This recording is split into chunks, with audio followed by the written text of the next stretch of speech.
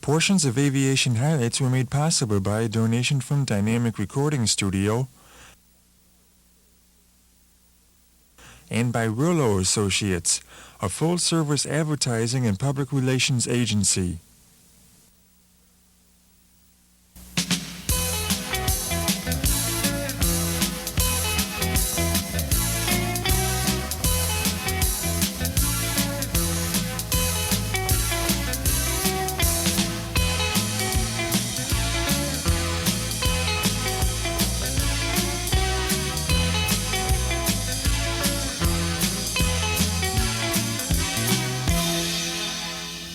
Welcome to the August edition of Aviation Highlights, a monthly TV program about aviation in and around the Rochester area. I'm Paul Pakusch. On this program, we're coming to you from the shores of Canandaigua Lake, where later on in the program, we'll be taking a seaplane ride up and down the lake. We'll have a story about seaplanes. We'll also have a story about the Rhinebeck Aerodrome. Paul Roxin will be on this program talking about aviation history. And right now, we're going to start off with a story from Sue Giuseppetti about the Coast Guard Auxiliary and how aviation is used. Hundreds of boaters enjoy Lake Ontario and neighboring waterways during the summer. But as any local can tell you, Rochester weather is bound to change on a moment's notice, just as it did today with the fog behind us. You can't even hardly see the water. If you were a boater in trouble, you could count on the Coast Guard to help rescue you. But if you were out in this vast expanse of water, it may be difficult for them to find you. And that's when the Sunset Patrol might be able to help. I'm Susan Giuseppetti. Joining us for Aviation Highlights today is Chief Steve Oliver of the local Coast Guard. We also have today Marcia and David Gittleman. Dave Gittleman is the Air Operations Officer for the Sunset Patrol. Marcia, his wife, is also a volunteer. Chief, can you tell us what is the Sunset Patrol and how did the program come about in this area? Well, the actual Sunset Patrol is a term we use for an aircraft overflight of the operational area which we're responsible for at the hour just before sunset. That is the Sunset Patrol. And what does the Sunset Patrol do? The Sunset Patrol would enable us to possibly sight vessels that was in distress, possibly anchored with a distress flag up, and the pilot would be able to notify the station via radio if they sighted one of these vessels. We could dispatch a rescue vessel. Now, has this program been in existence in this area, or will this be a new program? The program has been in existence for a number of years. However, due to budgetary constraints, we are trying to make the program viable again and utilizing it. And what other areas is this program used in? Has it been successful? Well, the Auxiliary Air Operations Program is used throughout the Coast Guard, the United States. Wherever there's auxiliary, there's usually auxiliary that's qualified in air operations to assist the local Coast Guard units at their vicinity. I understand it's been used on other lakes in this area. Are you familiar with that? I'm not familiar with the other lakes particularly. I'm familiar with this lake. We plan on utilizing the aircraft for, on a case-by-case basis for search and rescue. And I'm sure that it's like that on other lakes in the Great Lakes chain. Why do you think a auxiliary civilian air force like this is needed? The Coast Guard Auxiliary Air Operations are needed to support the missions of the Coast Guard land stations, and what they do is they actually save money by enabling us to complete searches quicker. We do not have to call in an aircraft from, say, Detroit to help with a search when we can utilize a local Coast Guard Auxiliary aircraft for the search. Now, is this a totally voluntary program? Yes, it is. The auxiliary is total volunteers, the surface ops with their vessels, and the air operations with using their own planes. From what I understand, the pilots are reimbursed for some of the costs, the gas and... The aircraft's and any auxiliaries that offer their facilities for use are reimbursed for their fuel costs, meal costs while they're on orders, and at the same time their facility is becomes a vessel of the United States, and we insure it as such. They're insured. So if anything happened to them while they were helping you with the search and rescue mission, it would be covered? That's true. Okay, thank you. Next, we'd like to talk with Dave Gittleman, who, as I said, is the Air Operations Officer for the Sunset Patrol that we're hoping will begin soon this summer. Dave, what is involved for the private pilot who serves in the auxiliary, and when do you think this program is going to get underway? Well, let me answer the easy one first. The program should get underway in beginning of July. That's the anticipated date. In order for an individual to volunteer, they have to be a member, obviously, of a unit, as I'm a member of Unit 4-5. They do not have to be an aircraft owner, however, that helps. The pilot minimum qualifications are 400 hours of pilot and command time, and then you have to fly at least 2 hours a month to maintain proficiency, and that you do on your own.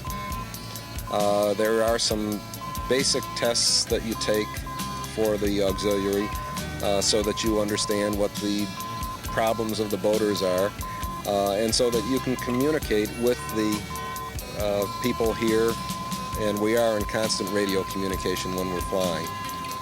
Now, does the pilot have to commit to a specified time period other than 2 days a month? Is it for a year, a summer?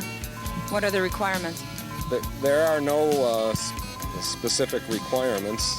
That's 2 hours a month, not 2 days a month. Oh, 2 hours, okay. And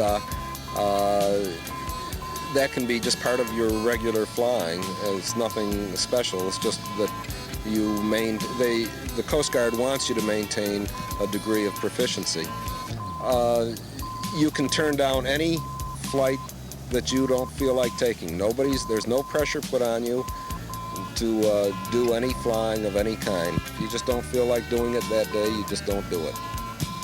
But aren't you hoping that this will be a every evening kind of patrol, or is it just for the weekends or just for special missions?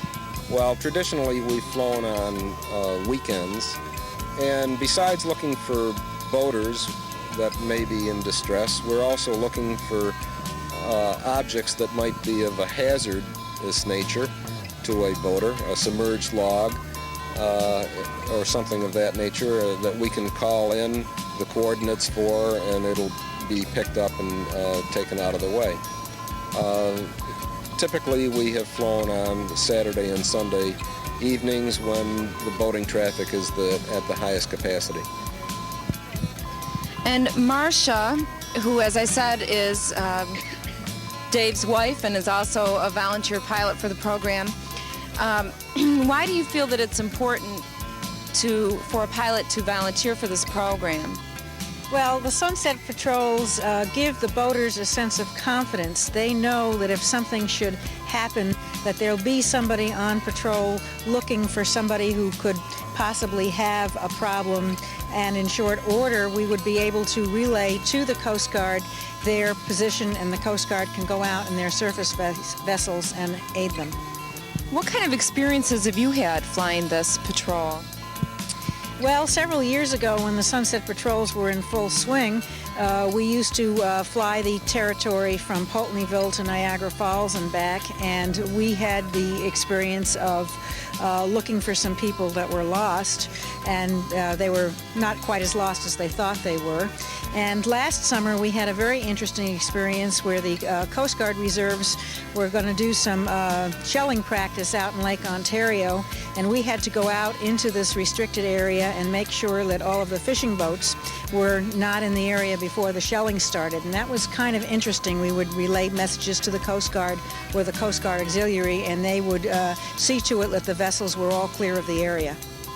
Well, that sounds interesting. Sounds like something that a lot of other pilots might be interested in doing. I'm sure it gives you a personal gratification to know that you're helping your community and possibly saving someone's life at some point during your service in the patrol. Yes, I think all volunteer service is a good thing for people to do, and this is a way for me to do that and enjoy what I'm doing at the same time, and give people who are boating on the lake the sense of confidence in knowing that they will be found in shortest order if there should be a problem developing. Okay, fine. Chief Oliver, what is the exact status of the program? You're hoping to start in July. Is there anything that's holding it up at this point, or are you looking for more pilots to join the program? No, the program presently at this time is ongoing. As Mr. Gettleman said, they are keeping their air operations time up. We are waiting for, actually we're waiting for better weather to come. We have not had the weather this year. Oh, this would probably be off the ground at this time if the weather would have been better. The 1st of July, hopefully we'll have some weather, and the boaters will be out, and we'll start the air operations. What do you think you're going to need for this program to succeed once it's begun? Probably we will need probably more pilots. Mr. and Mrs. Gettleman probably wouldn't mind a relief on the weekends so they don't have to commit every weekend, but I'm sure that they probably would if there was a need was there for them to do that. Thank you. If anyone is interested in volunteering for this program, you can contact Chief Steve Oliver at the Coast Guard, or you can call Aviation Highlights. Thank you for joining us. It's time for the history portion of Aviation Highlights with Paul Roxin. Well, if we can go back to 1934, I want to talk about two American airline incidents. One did not involve Rochester per se, but one of the planes that American Airlines used was the Curtiss Condor. It was a biplane and carried quite a load. It had huge exhaust stacks that were underneath the wing. And if the engine ran rich on it at night, you'd see a flame about 12 feet long underneath the lower wing of the airplane. Well, one night, Ernie Dreyer with his brother Dale was a co-pilot. I knew Dale. And one passenger took off from Albany. And they picked up ice. There was no de-icing equipment in those days. As a matter of fact, many planes didn't even have carburetor heaters,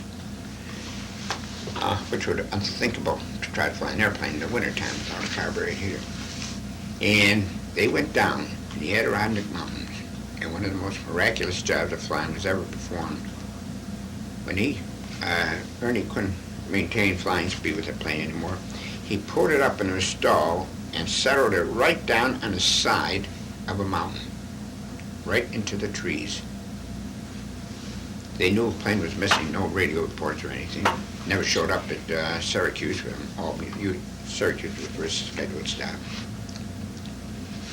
And 2 days later, or the following day rather, they picked up a radio signal from the plane. Dale was able to repair the antenna, and then the battery ran down, so they couldn't even get a fix on it. Well, that started the biggest armada of aircrafts in New York State. Planes came from all over Rochester to the plane. They knew the pilots were down. They knew they were all right because they spoke to them. And they all were searching in the Adirondacks. Well, one airmail pilot from American spotted the plane, but he didn't have any radio. So he saw about 15 miles away another American Airlines plane, and he waved to him, indicated that to follow me, and the one with the radio followed him, and they reported where the plane was, and then within 5 hours, the crew was rescued. One of the most natural pilots whom I've been known at the airport was none other than Alexander Lindsay III, more commonly known as Sandy Lindsay. I had arranged for Sandy to get his first airplane ride when he's 16 years old. Shortly thereafter, he learned to fly at Redland Flying Service. Sandy went on to become a commercial pilot. He flew for American Airlines as a co-pilot, and he did have an unfortunate thing. He fainted after a flight and returned to Rochester Airport.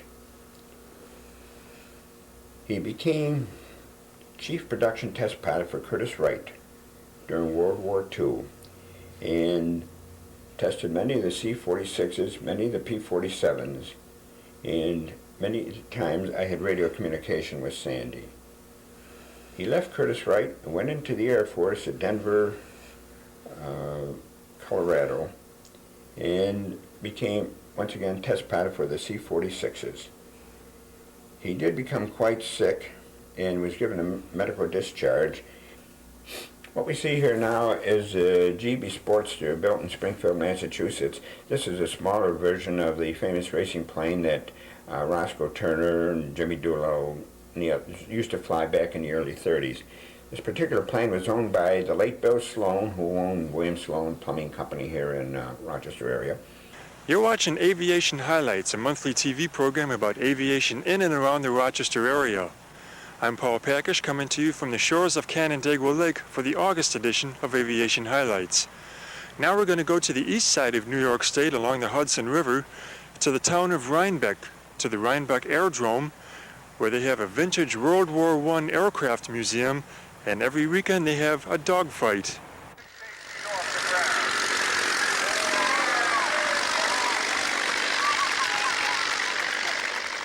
The old Rhinebeck Aerodrome is a museum of vintage aircraft. Many of the aircraft here are maintained in flying condition.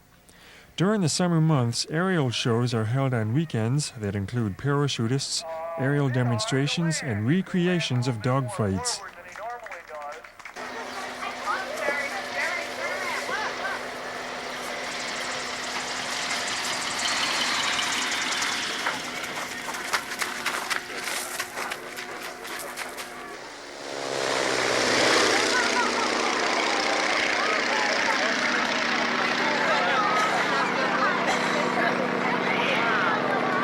It was at the old Rhinebeck Aerodrome that I took my first ride in an open cockpit aircraft, a 1929 New Standard. This plane was designed during the barnstorming days with room for 4 passengers. A pilot could earn money from 4 paying passengers at one time after he attracted a crowd with his aerial demonstrations. To fly an open cockpit, one must dress for the occasion.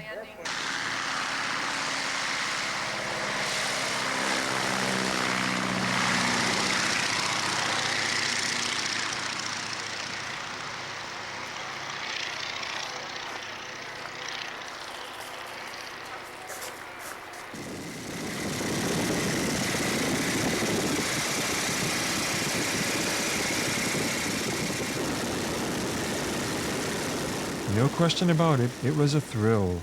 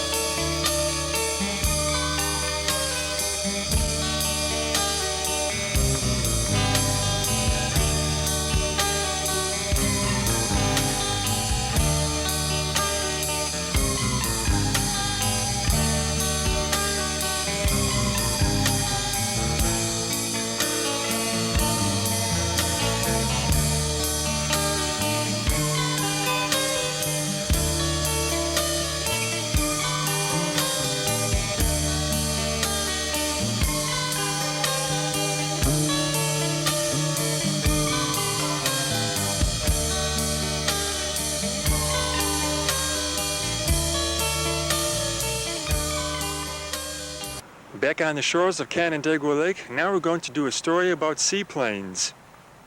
I have a particular fondness for seaplanes because I got my first airplane ride in one on Lake Winnipesaukee in New Hampshire in 1973. It was a well-documented flight for me because my parents took these movie films, and I took 3 snapshots during the flight. I was 12 years old.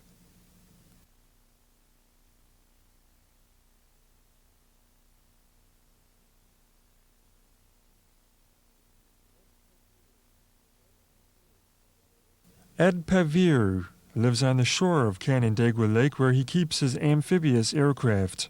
Well, the airplane is a four-passenger, single engine, of course. The engine, is, you can see, is on top of the airplane.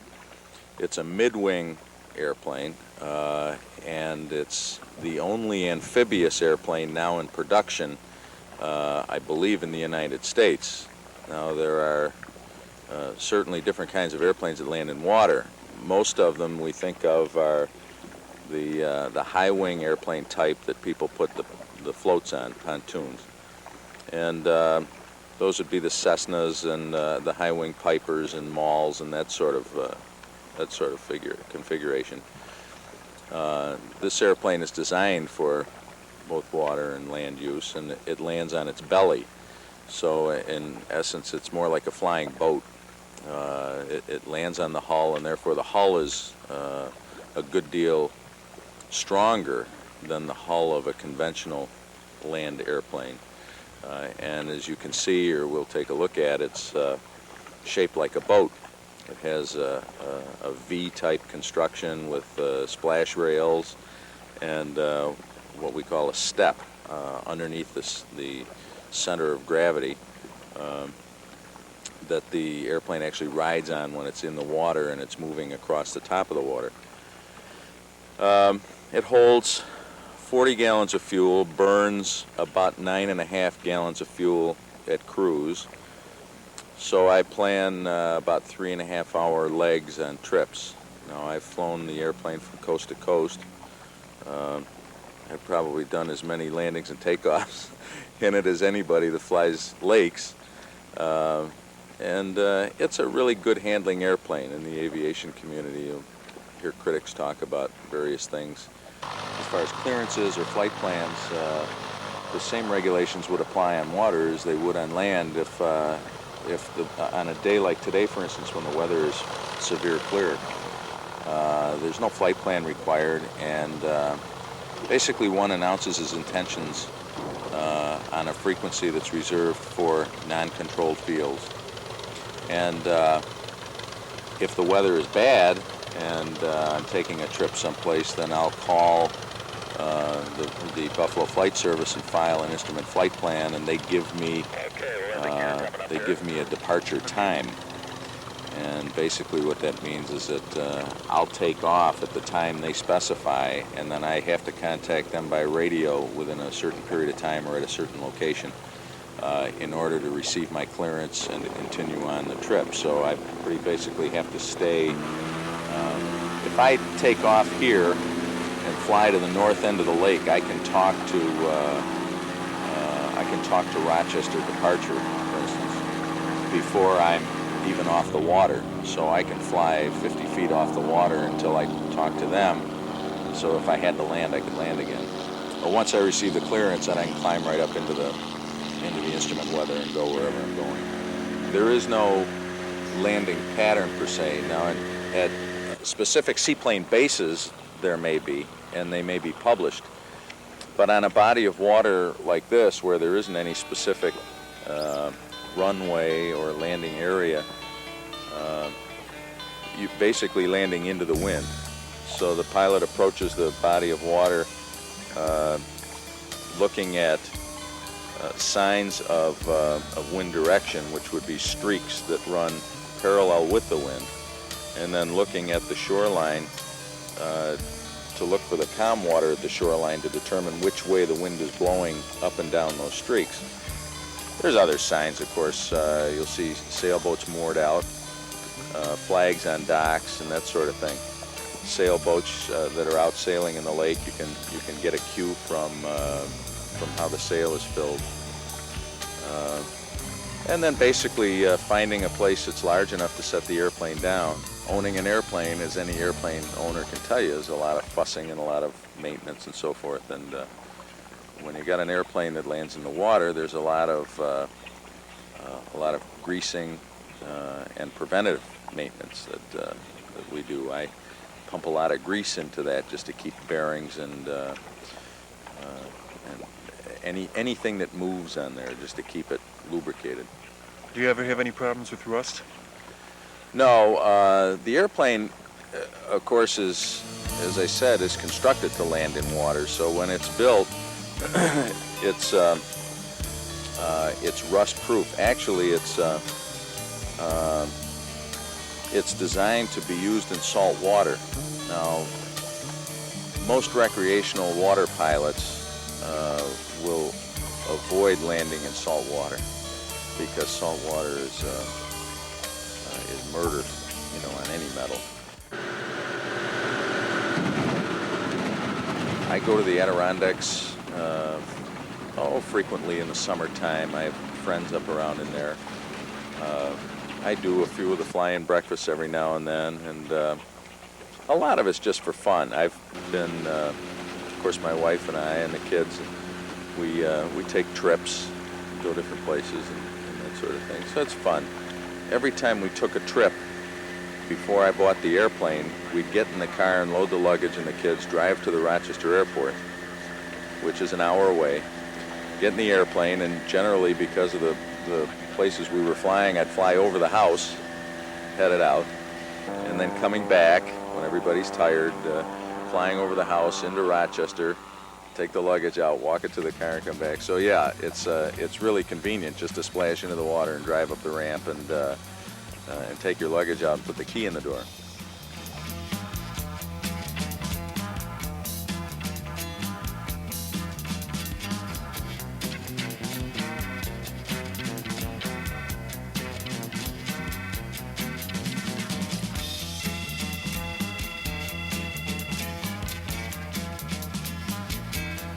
Coming across just on a humorous point, coming across the country with the airplane, I landed in states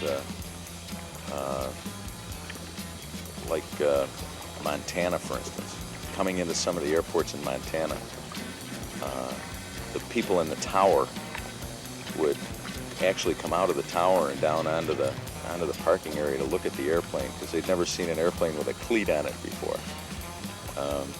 They're a strange bird, and they're really, you figure Lake Aircraft makes about, I think somewhere between 25 and 30 of these airplanes a year. And a considerable part of their market is overseas. So there are not a lot of these new airplanes. I mean, they're not a Cessna or a Piper plant that's pumping these things out a couple a day. They're all handmade, and it's just the people are like family. The aircraft company, the people that own it, the people that run it, the parts people and so forth, and the pilots. And they have open houses for us, and we fly around and do different things with the factory people, and so it really is like family, and we get really good service from the parts people and maintenance people and so forth.